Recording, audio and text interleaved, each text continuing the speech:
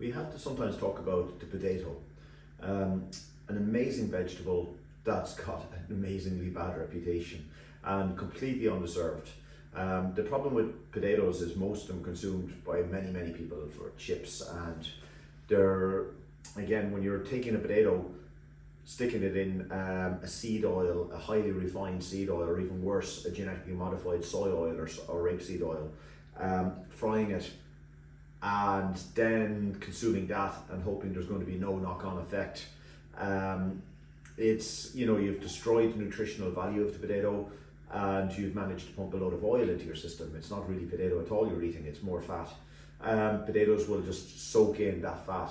But a simply boiled potato is one of the most nutritional foods, especially keeping the skin on, because most of the nutrition, the vitamins, vitamin C and so on, potassium and so on, are just underneath the skin and in the skin. So make sure, and these little guys are so easy to manage, you can just simply boil them and match them up with whatever. But this idea that somehow potatoes are bad and shouldn't be part of a diet is absolutely nuts. From an inflammatory point of view, they have a very low inflammation index. They're a good food. Now, moderation is key, as with any food and carbohydrate. So when I'm using my potatoes, I'm going to do this simple little dish. It's basically a twist on kind of a colcannon-y kind of cabbage, potatoes, a little piece of fish, just to kind of bring things back from, if you like, the more exotic styles of cooking. So I'm going to use a nice head of cabbage, your cabbage, which is a beautiful one. I'm going to use the whole head. I'll show you how to just shred this very finely and then to blanch it quickly in nice boiling water, cool it down. That'll trap those nutrients and make it lovely and vibrant and green. I'll boil the potatoes, a little bit of salted water, very lightly salted, and then just crush them up a little bit. Pinch of garlic, and I'm going to use some lovely sage. Now you could use dried sage, thick sage, onion stuffing, things like that. It's one of those herbs that we don't see enough of it sometimes, and it's really suitable for this type of a dish. So I'm going to just shred that out and shred that up, just a little bit of sage and salt and black pepper as seasoning. And just to kind of give it a little richness, I'm going to go with a normal olive oil and just drizzle the whole dish over with that. And again, as you can see, it's more of a kind of like an Irish kind of Northern European kind of style of cooking this, as opposed to the more exotic, you know, the Indian or the Mediterranean, Latino kind of foods and things like that. But it's, and again, I have a lovely piece of haddock that I'm going to use. But again, any fish will do. You know, you could use mackerel, nice oily fish, the haddock, and that's just going to be that bit of protein. And although the white fish, they're not booming with the omega-3 fatty acids, they're still very high quality protein, collagens and so on. So a great one to have in your diet. So anyhow, without further ado, let's get on with the cooking. Now my potatoes are on boiling in water there, and just till they're tender. And next thing I'm going to do is just prep my cabbage. So bring a good sized pot of water up to a good rolling boil. I've already just shredded that head of cabbage now, so just chopped it down into nice little pieces. And then what I want you to, if you can have a colander handy, and a big pot of nicely iced water. And then what we're going to do is just pop our cabbage. You could do this in 2 different batches, or you have a good strong cooker. Just the one batch is fine.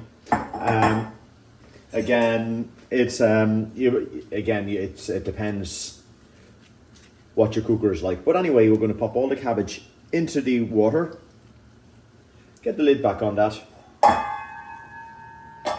And bring it up to a good strong boil for a few minutes. And then when it's boiling, we're going to then strain it into the colander and then into the iced water to cool it quickly, just to get that lovely green colours and protect all those nutrients.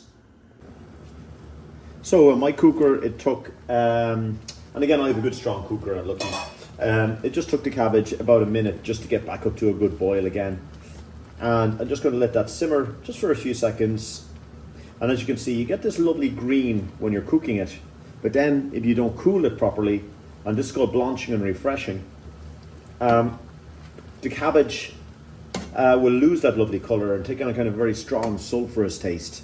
So this blanching process, it can be done with any green veg or even any other veg at all. But in particular with green veg that require a little bit of cookery, this is a good technique. Another mistake is people have this idea that cabbage takes hours and hours to cook, whereas this is only at a rolling boil. Having cut it quite thin, I'm going to let it simmer for about 2 minutes at the boiling temperature. And taste it yourself, and you'll get an idea what it should be like. And then what I'm going to do is I will take my colander and strain this off.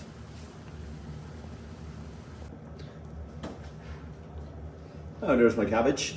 I've just strained it off into my colander.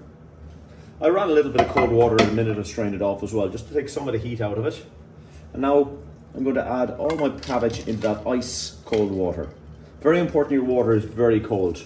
If the water warms up a bit, then you can just run it under a tap, or better, add a little bit more ice. Stir it around, and that will protect all of the nutrients, and it'll give you this lovely, bright, vibrant colour in your cabbage. Let it stand in that water just until it's completely cold. Be able to tell yourself. And when it's completely cold, then we'll just drain it back off in the colander and put it aside ready for use. And that's how you blanch your vegetables. That'll work for broccoli, any green vegetable. And it just protects those colours and those nutrients. And it also makes the veg so much better to eat, because when we overboil certain vegetables, in particular things like the cabbages, they take on these really strong sulfurous tastes, which can put a lot of people off, whereas it should be a bright, fresh and crispy vegetable. So that's the cabbage blanched. So to finish this dish, here's my cabbage, all blanched off, as you can see. Nice, tender, but still crispy and good flavour in it. So what I'm going to do here is I just want to infuse a little bit of oil. So I'm just going to add a little drop of olive oil and my garlic. I just want to get the kind of rawness out of the garlic. I normally wouldn't fry with garlic, and I'm going to keep this olive oil at a good low temperature. Just to kind of, again, I want the flavour of the garlic, so I'm just going to take it off. But don't let it get into a really hot fry, and whatever you do, don't allow the garlic to burn. I just kind of want to get, as I said, some of the rawness of the garlic. And just get that flavour in there, just to kind of infuse a little bit. It won't take long. And then, at this point, straight away add all of your cabbage. Now there's plenty of moisture still in the cabbage.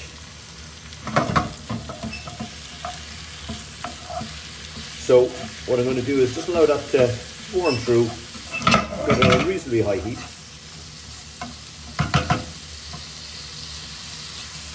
Just going to put the lid on that and just let it heat up itself there. And then, as you can see, the potatoes that I was just boiling, I retained them in the pot, and they're still nice and hot and fully cooked. So I'm just going to keep those on the side there for the second. Now I'm just going to check my cabbage. And if you remember, you probably won't need any seasoning because it was blanched in a little bit of slightly salted water as well. And sometimes you forget just how much flavour is in cabbage. At this stage also, I'm just going to add my sage. Just to kind of give that extra element of flavour in there. The fresh sage, if you're using fresh, I've got about, a good kind of teaspoonful of them. It's quite a potent herb, so if you're not sure, use less rather than more. And if it's the dry is all you can get, just use about a quarter of a teaspoon, or maybe upwards of a half a teaspoon. But don't let it become over dominant as well.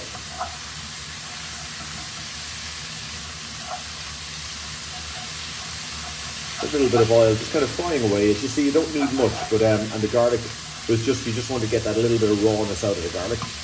Maybe a little taste. Now, when the cabbage is nice and warm or hot at this stage, that quickly, I'm just going to pop in my potatoes, which I've strained off.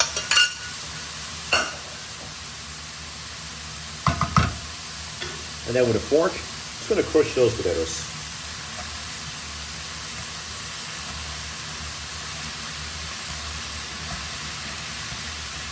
So I'm essentially making a kind of a colcannon kind of an idea here. And as you can see, I don't have a huge amount of potatoes.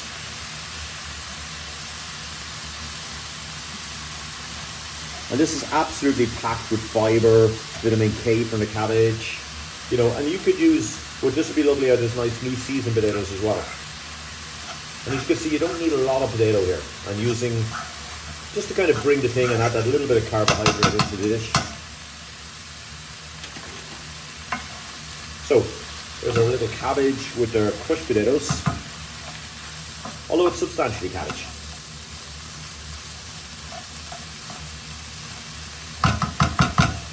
And I just checked my seasoning there a second ago, so I just think it needs a bit of black pepper now. And a pinch of salt. And now I'm just going to make kind of little wells in the center. Bring that around.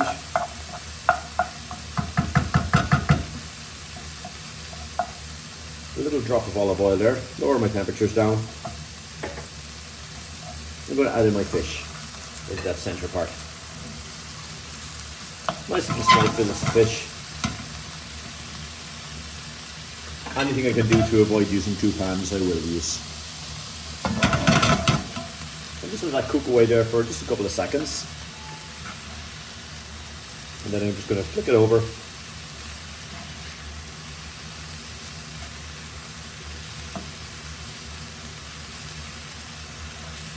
Oh, of course, you could use more fish here. I'll just play around with the ingredients. So as you can see, all like that. You can give the dish just a general drizzle of olive oil now at this stage. And then what I'm just going to do is cover the whole thing up and let it get up to a nice kind of, on a moderate heat. Not too hot because you don't want to get too much colour into this. And on a moderate heat, I'm just going to let the whole thing kind of warm up and get it up to so that the fish, there's enough temperature and retained heat in there just to cook the fish. That'll probably take about 30 seconds. Don't take the lid off whatever you do at this stage because you want to trap that heat. And now what I'm going to do when I think it's at that heat, you'll see a little bit of steam coming around the sides there, so you know there's heat in there. I'm going to turn off the heat completely. And now I'm just going to wait for about 5 minutes and allow the residual heat in that pan. There's no heat on this. I'm only relying on the heat that's trapped in here. And I'm going to let the residual heat cook the fish through. And that'll be pretty much the dish done. Now I have waited about 5 minutes.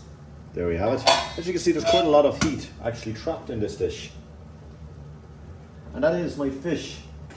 It looks just nicely cooked. I just check it by just making sure it's flaking apart, and you can see that a little bit more this needs, just a second more. But again, there's still enough heat there to let it stand in there. So just cover it over. If you felt it needed it, you could pop on the heat there a second more.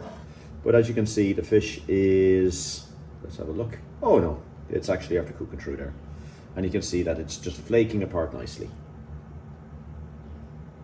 So, I have a little check on the seasoning.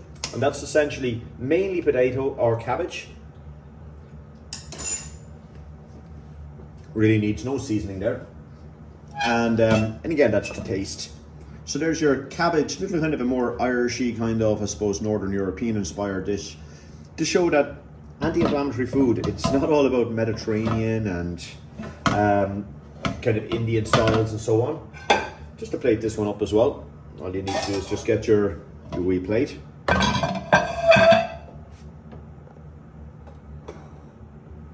And then it's just a case of spooning on some of your nice, let's call it a colcannon, kind of a champ with your crushed potatoes or cabbage. And mainly cabbage here, but the potatoes are going to give that nice little hit of carbs as well there. As you can see, very, very high fiber, high vitamin, nutritionally dense dish, which is what we need. A couple of little pieces of nice haddock, which is a lovely sweet tasting fish. Of all the cod family fish, I think it's one of my favorites. And then but just a drizzle of olive oil there, just to kind of freshen the whole thing up. I don't think lemon or anything like that is really needed on a dish like this. Little thing of, say, a little piece of sage there, just to show what it is. And then just to finish, maybe, no, I don't think it needs it. Just, I think that's all we need with this dish.